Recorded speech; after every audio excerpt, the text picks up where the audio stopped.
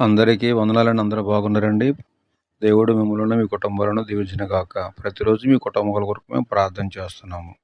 ఈరోజు దేవుని యొక్క వాక్యాన్ని మనం ధ్యానిద్దాము. యోహాను రాసిన మొదటి పత్రిక మొదటి అధ్యాయము 7వ వచనం. 7వ వచనంలో ఒక భాగాన్ని నేను చదువుతాను. ప్రతి ఒక్కరు బైబిల్ తెరిచి నాతో చదవండి.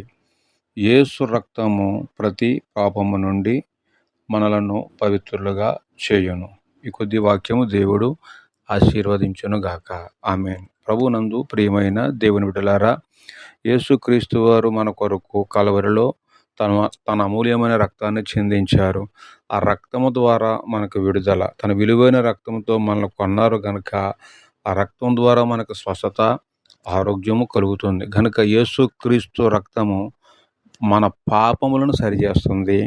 మన పాపం నుండి విడుదల చేస్తుంది. గనుక యేసుక్రీస్తు వారి యొక్క రక్తము ప్రతి ఒక్కరి పాపం నుండి మనల్ని పవిత్రులుగా చేస్తుంది. గనుక మన పాప జీవితాన్ని విడిచిపెట్టి పవిత్రమైన జీవితంలోనికి రావాలని ప్రేమతో మీకు తెలియజేస్తున్నాను.